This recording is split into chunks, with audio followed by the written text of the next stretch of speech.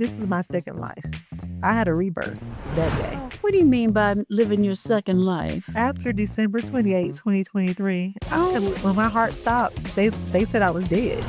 If I would have pulled over on that busy Atlanta Expressway, I would not be here to tell you the story.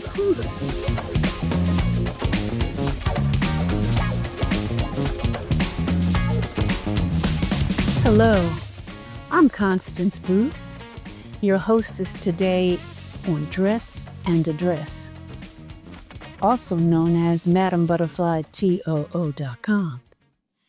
Welcome to a conversation. I've always been here to dress you, but Madam Butterfly is now looking to address you. And we're going to address you with things that are not only what you wear, but who you are, or that affect your life. And so today I have the pleasure of being with someone who, when I say tick tock, tick tock, tick tock, it has a meaning. I introduce you to Dr. T, or Dr. Toniya Farmer. Dr. Toniya Farmer, my sorrow. So tick tock, tick tock, tick tock. What does that mean to you? To me, it means the heart. The heart? Yes. We all have one, so what about it? Well, news for me is my heart stopped. Tell us about that. Well, it was back in 2023. It was the week between Christmas and New Year's. I was driving down a busy Atlanta Expressway on the phone with my mom, and she asked me, "Why do you sound like that?" And I said, "My chest is hurting." She immediately said, "Call 911. I did. They told me to pull over. I didn't. I was experiencing a pain that was worse than a labor pain in my chest. I felt nauseous. I felt pain in my jaw. I had this pain in my left shoulder blade going down my arm. And I felt like I was in imminent danger. So when they told me to stop my car, I'm like, I'm not stopping this car.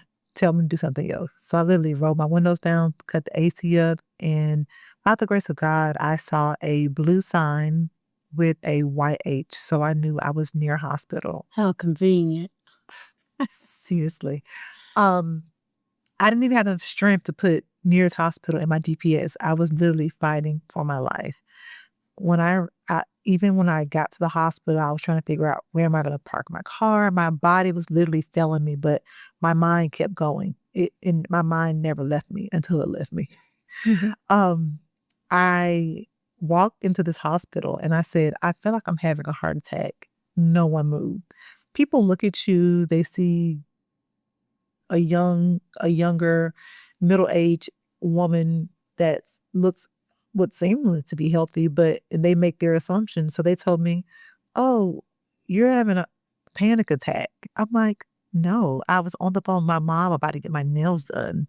I don't believe I was having a panic attack." So after they finally got me to the back, they gave me an EKG and they said, "Oh, your heart's in normal sinus rhythm." But as fate has it, 5 minutes later, I coded. My heart Fate? stopped. Most people would say coded and it's on their way out. Mm. What made you go any further? I mean, what happened right then? What was going on in your mind? Well, I mean, I was unconscious, honestly. So leading up to this, I did have the opportunity to call my mom and my husband. I didn't have enough strength to tell them where I was. I literally put my phone on speaker and all the people around were able to tell them where I was and what was going on with me. Honestly, by that time, I'll go back in the story. My mom and my husband did arrive at the hospital before I coded, which was, with Atlanta, they got there pretty quickly. So we were back and then we were just in the emergency department of this hospital. And the pain kind of subsided and then it seemingly came back. So my mom went and told the nurse, her chest is hurting again. The nurse said, "Hold on." My mom was like, "Oh no."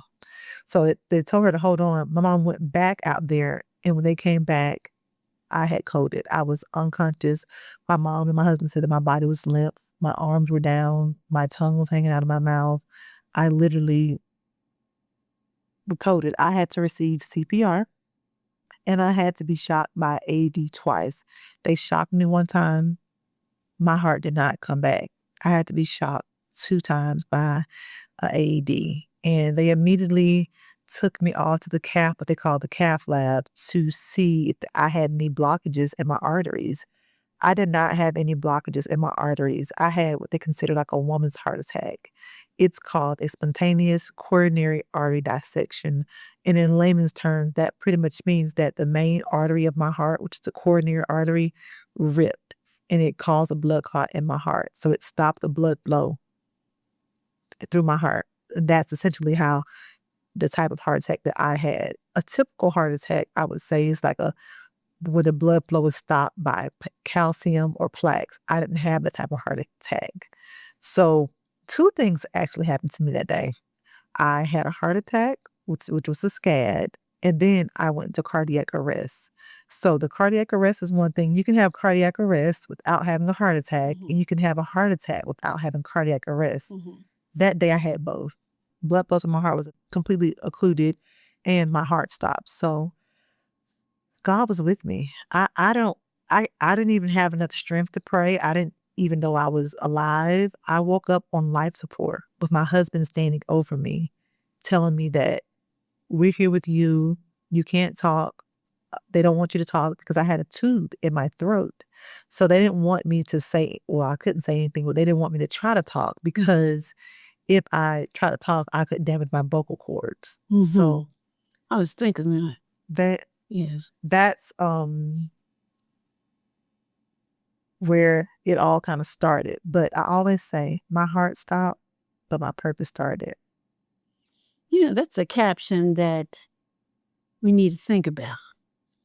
We think of the heart as being the center of what we are. And as it beats, we don't really give it that much attention. So we just sort of take it for granted. What do you think? For sure. You know, I mean, it beats. But when it doesn't, there becomes another mindset that takes over. Like, what do we do now? Yes. Just a little bit of what's going on, like in my life with my heart, and it does its moments. In listening to your story, it has made me think a little bit more about what I should do I love to that. keep me going on. Now I take a couple of aspirins and I figure, a couple of aspirins, I lay the hands on my chest and I figure I'm going to be all right. But it's like at the point of my life where, you need to be more on purpose about everything. Yes. Advocacy, I'm really big on advocacy, self-advocacy. And if you're in the point of your healthcare journey where you're unable to advocate for yourself, having a family member or a loved one advocate for you or trusting your doctors enough to have them advocate for you. I'm very big on advocacy. I advocated for myself from the very beginning when the 911 operator said to pull over. If I would have pulled over on that busy Atlanta Expressway, I would not be here to tell you the story. You're giving a little opening here, don't you think, everybody? You heard two voices, so to speak. I did. And when I was driving on that expressway fighting for my life, I heard a voice say that I told you that you're going to die. But then I heard another voice. Well, I told that voice, I shall live and not die. And I went with the latter of the two. I had to declare life over myself in my most vulnerable moment when I'm physically, mentally just at a point of almost breaking. I literally was about to go get my nails done. It was the holiday season. I was about to get my Christmas nails taken off to get some New Year's nails put on. My nails her name's Angel. How befitting. And I told her after I got out of all this, I was like, just her showing up, because where the vicinity of her shop was, it was 5 minutes from a hospital. Because I was going there, God literally orchestrated my day. I was in the right place at the right time. My day was completely orchestrated to be where I was supposed to be. I wasn't supposed to leave here that day. I was not supposed to leave here that day. That's why I take this mission and this vision very serious about heart health, advocacy, educating our community. I'm serious about it. it is important for our community to know the importance of CPR, the importance of AD awareness, the importance of our blood pressure. It starts with a simple blood pressure reading. Blood pressure is a cardiovascular thing. So and just the general awareness. So I am excited that you spotlighted this because this is my life. I talk about heart health all day, every day. And just listen to your body. If you're not feeling well, don't ignore things. People have had heart attacks and laid down and think of something, and everyone is just not as fortunate as I was after a heart attack. Heart attacks, people are leaving this earth because of heart attacks suddenly. So if you feel something is not right, don't say it's indigestion. Go get it checked out. You don't know. Even I'm digressing a what are the symptoms that you had perhaps leading up to that? Or did you have anything, or this just happened because you're going to get your nails done? Well, I can't say that I had any symptoms like in the weeks to that were leading up to it or anything like that. The only thing that morning my husband did say, he was like, do you feel okay? But I felt like I was fine, but I also was not aware of myself back then too. So that could, but up until I had the major symptoms, I can't say that I had like symptoms leading up to it in the weeks and things before. But other people have said they had symptoms like extreme fatigue, like nausea, things of that discomfort before. So I'll just give you guys a quick rundown on heart attack symptoms. And they present differently in men versus women. Men typically have this crushing pain in their chest. All women do not even have chest pain. Some people have heart attacks and do not even know they're having a heart attack. Because I had a heart attack and I went to cardiac arrest. My body was doing the works. So you can have chest pain. And I failed to mention this part in the story. I had just eaten lunch. I thought it was indigestion initially. I was like, "Oh, it's the food I just ate," but it got progressively worse. Felt like I had like a blowtorch in my chest. I mean, it was I had undeniable pain, but everyone does not have as dramatic of symptoms as I I thought it do. was onions. Yeah. So you can have nausea, you can have Mhm. vomiting, you can have pain in your jaw, you can have pain in your shoulder, pain down your arm.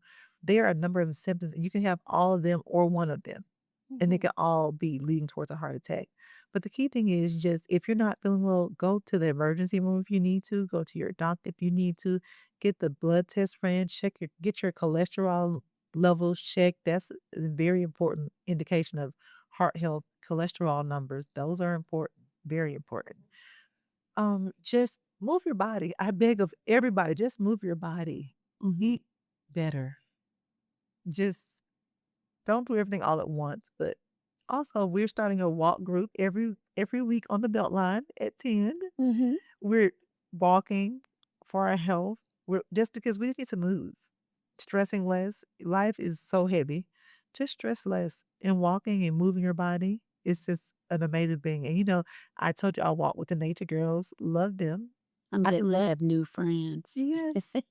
Friends that are moving their body, that are eating well. But we were at Cafe Bartique. I'm like, oh my gosh, her plate looks so healthy. You're She's talking about my plate. your plate looks so. I'm like, oh, I could take a note out of your book. Your plate looks so healthy. Avocado or bust. So I want to get a little bit more about you. Mhm. All right, we've taken the heart attack and we're never going to minimize it. We're going to let it be what it is and do what it does. But what is it about you that had gotten you to this point? Tell us a little bit about you. Where are you from? I am born in Atlanta, You're a raised real in one. big. I'm a real one. You're a Grady I'm not a baby. Grady baby. Okay, No, I'm a real one. I'm a Crawford Long baby. well, that's the next one. It's the new Emory Midtown. Okay. Yes, so I'm a real Georgia peach. Born in Atlanta, raised in Decatur. You a Decatur girl. Where it's greater. Decatur where it's greater, but my mom lives in Stone Mountain. We're from Stone Mountain. Okay. I was raised in Stone Mountain. Okay. Yes, I graduated from Stone Mountain High School, DeKalb County. Mm. Graduate. Where'd you go to school Stone Mountain High School. after you finished that? Oh, I went to Payne College in Augusta, Georgia. Okay. Love Payne. And I got my doctorate degree in physical therapy from Alabama State. University in Montgomery, Alabama. Okay, good. Double HBCU grade. Oh, you know what HBCU in the house. Yes, I I just gotta let you know. Viva la HBCU. Yes. And all of that he or she or whatever you consider an HBCU turns out. Yes. And you are who you are because of that. Absolutely. As I am. Central State, Bennett College, Yes. third generation, got a lot of HBCs because we didn't have a choice on where we went to school. The only choice was which one. But that we had to do that. So did your going to an HBCU contribute to your mindset and how you're thinking about things now? Tell me a little bit about that. Absolutely. When I was in college, our illustrious president, Dr. Shirley A.R. Lewis, always told us, you can get there from here. And I have taken that with me. Payne College is a very small HBCU. It doesn't matter. And I can stand up against the best of the best for whatever school. So HBCUs most definitely shaped me in a major way. Resilience, being resourceful, because HBCUs, you got to be resourceful. I gotta do an insert on the resourceful. To go through most of our HBCUs, one of the things that we all have in common is registration. Oh my goodness, never mind me. I don't care where we went. Most of us have a registration story. And that in itself is a testimony of resilience. Yes. Because it's like, I ain't going back home. But you think about it sometimes. Now, I will say that a lot of our schools have gotten more automated. Thank you, God. Thank you, Jesus. Thank you, anybody, but thank you. It has all come to that. But we all have that moment. And we have commonalities that go through most of our schools as part of our DNA. Yes. I think it is. Yes. And I think it's your being here and my being here is a testimony to what it has led to who we are. Absolutely. Definitely. Mm-hmm. Now, tell me this. Tell me a little bit about your family. Yes. I want to know some good stuff. I want some juice so we could just, you know what I mean? Oh, I love the juice. I'm a juice girl.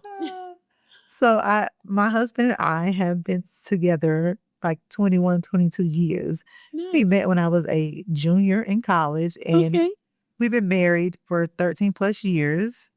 We have a 12-year-old who's in middle school, but middle school is all I can say. Yeah, no. And for those of us that know about middle school, that's all she needs to swell. Okay. Yes, I have a lovely 98-year-old grandmother I'm very close with. She's amazing. She always says, if you're not flying first class, stay at home. Oh, I like her. Now, who's buying the ticket? She'll buy it. Okay, just checking. Look, she's one of those ones. Okay. Yes, and my lovely mother, let's talk about her. My mom is, you see, I was on the phone with her. Her motherly instinct immediately kicked in. She didn't say she said call 911 immediately. So my mom has been, like I said before, my father passed away when I was 3. So it's been me and my mom my entire life. I was raised by a single mom. She is where I get the majority of my characteristics. She's a go-getter. She's a Leo woman. She gets it done. You met her. She gets it done. Feisty. She's nice feisty. She's Miss Make It Happen. She's Miss Make It Happen, for sure. What about what you were raised as helps what you do with people outside or in your sphere? One of the things that I live by daily, I always give grace because I never know when I need it. So if I'm, whatever it is, if someone's late or if someone does whatever, I'm always like, okay, to a certain extent, I always try to extend grace because people are fighting so many silent battles. So I always extend grace because you wake up one day and the same person we have to extend one day, we'll need it. Let's talk about grace. Who is grace? God is grace. Okay. God is grace, or anybody is grace, or grace is, do you think it's not just a person, but it is a thing that you do? It's a thing. And to me, when I say I extend grace, it's a thing that I do. It's the God in me that extends that to someone. Just when you could have flown off the handles, you just kind of say, you know what? you got it, or it's okay, or just also the older I've gotten, I've learned to be just more emotionally intelligent and just handle things and say, and first of all, I've lived my second life. I have lived my second life, and I always say, I know God did not leave me on this earth to be going through any foolishness. So I just literally. The second life. Tell me about that. I have more than my So second you have to life. do, you know how they say sometimes make it plain? Oh, What do you mean by living your second life? after December 28, 2023, Oh. when my heart stopped, they said I was dead.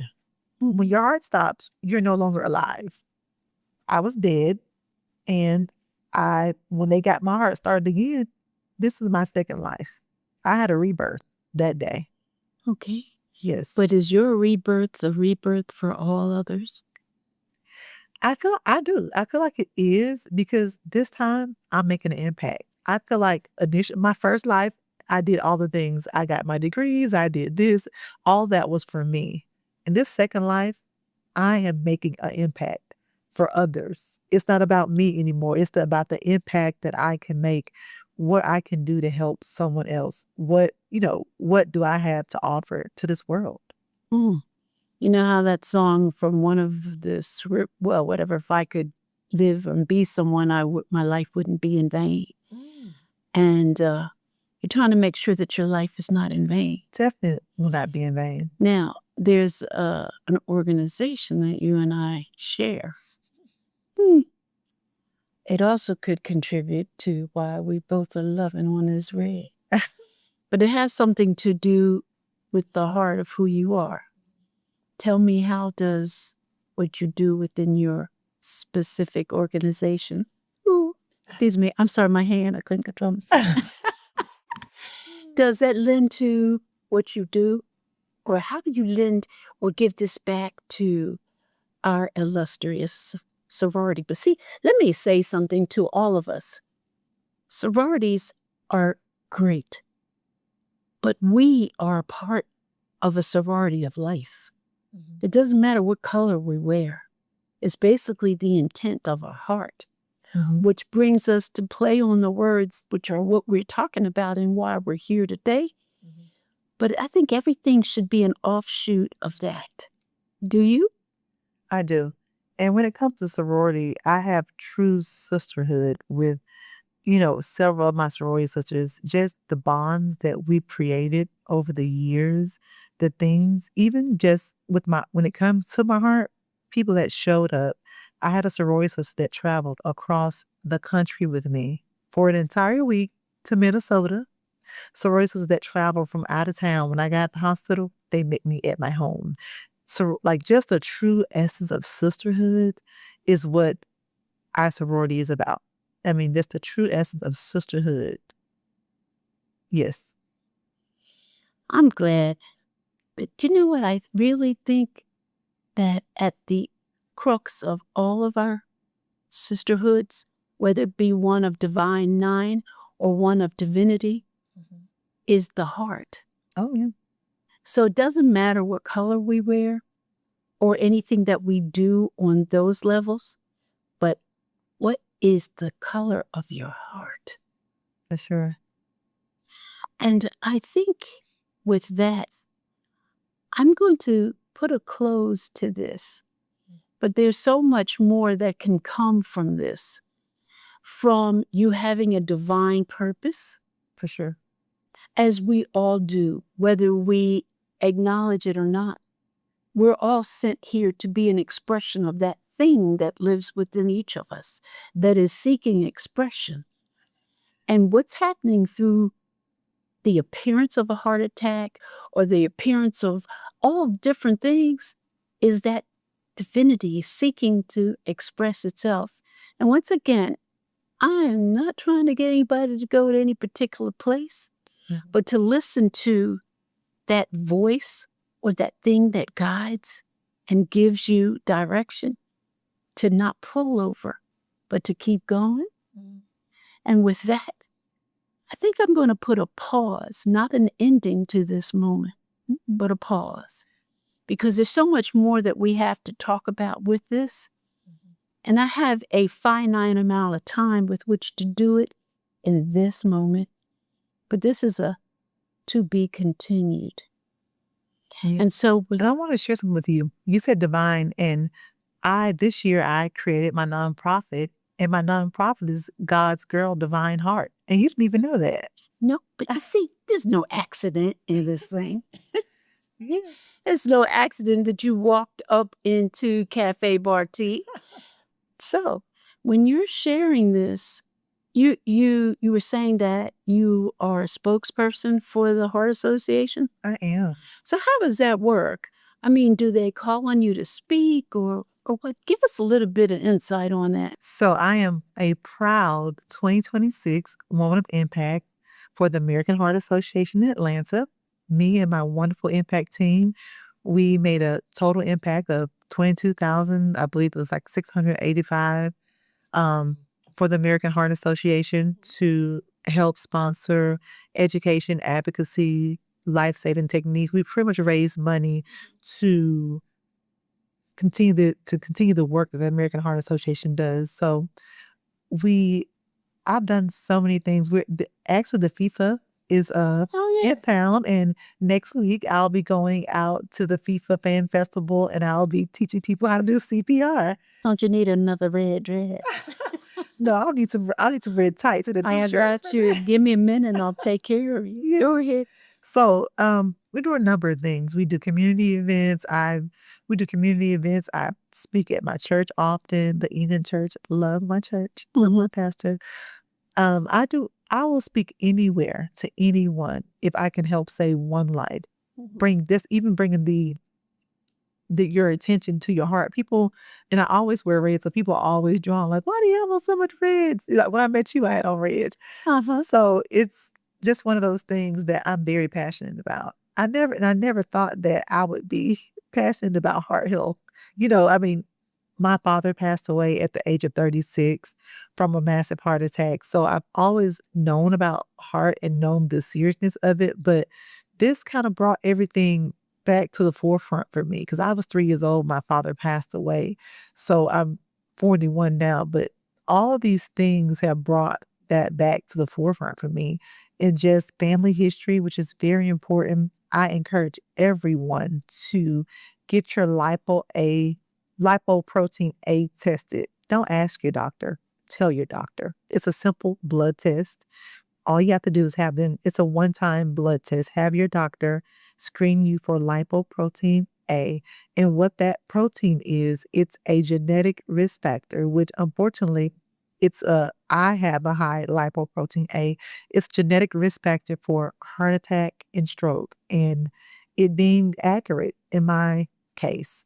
So there are things that you can't do anything about genetics, but in all of this, all the modifiable risk factors that I could change, I started moving my body more. I lost over 50 pounds. Can you believe that? I eat a whole lot better. I stress less. Oh my God. Like, I didn't know that I was carrying so much until I couldn't carry anything at all. I'm going to stop you on that point right there because we're talking a lot about the outcome of these things, but we as women carry a lot more. And I think it's part of our training from our mothers and our grandmothers or society that we have to carry things. Yes. And it seems like when we're carrying all these weights, we don't realize what it does. I'm always being told that you're so busy fixing someone else, it's your turn. So right now, I'm in that mindset of doing a lot of things, which is why we have this podcast. Yes. Is why we have it, because I believe in a holistic thing where there's a mind, body, and spirit coherence. For sure. And as I said prior, I'm not about going to a specific place as opposed to knowing the place that is where you are is where you should be. And it should help you understand or go forward in having that coherence with my favorite places. oh my goodness, so much a wonderful place. And you walked in there, and that was a divine appointment. It was. We all have divine appointments. And we just have to hear that voice that tells us what to do and how to show up.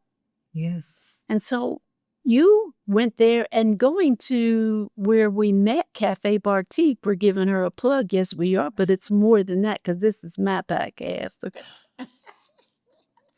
But in doing that, we are divinely led to do certain things, and it's not an accident. Yes. I didn't start Madam Butterfly through what was something controlled. It was a divine appointment. Wow. I lost a job. But did I lose a job? Or did I get something out of the space for something that would show a different level of me? Yes. So your heart attack, and I don't want to call it an attack, your heart awareness, yes, gave you space to show something else. It does. I always said it happened for me, not to me. You know? It didn't happen to me. It happened for me. And it's been eye-opening. I've learned so much about myself. For 6 months, I couldn't work. That everything that I thought was so important, I couldn't even do it the next day. So it gave me time to pause. It gave me time to reset, restore, become more aware. I always say I had all of this ambition. I've always been ambitious. My mother put ambition in me, or it's the way I was raised. It's the way I naturally was. I always had a lot of ambition, but I had zero awareness. And when that happened to me, I had to become aware of how I'm feeling, aware of, what I'm doing. Am I doing too much? Am I not doing enough in this? So that it didn't happen to me. It happened for me. So it's a beautiful thing. Nothing happened by accident. And I'll go a step further with that mindset. It didn't happen to you, for you, but it wasn't for you alone. Oh, I love that. Because if we look at things, it's a wise man that can learn from the things of others. And so you're having this heart moment. Love that. Was not just for you. It was for all of us. It's for all of us to know and to put emphasis on what really matters. What does tick-tock, tick-tock mean to you? Is it just that automatic piece? Or is it something that you need to give reverence to and care about? And how we take care of it. Yes. So I could go on and on with you. In fact, when we started talking, it was like, we're going to have to do this a couple of times because there's so much more to this. But for now, I want to thank you from the bottom of my heart and from the bottom of all the rest of us that have hearts. Thank you for showing up, showing out, and showing us the importance of giving love, not even to those that are outside, but first and foremost, the first love begins within you. It does. To love yourself. And from there, all the things that happen on the outside will come to fore. Yes. And so today, I am grateful to you, my Sarah, my friend, my example, and my motivator, because I've told my doctor, I said, I want to go get one of those little tests that she was talking about, because I think it's time. And I thank you for that from the bottom of my heart. Oh, we have had a great moment with our Dr. T. We have addressed the ticking and the talking of our situation. But now I'm going to show you how Madam Butterfly TOO addresses the dress of the TikTok.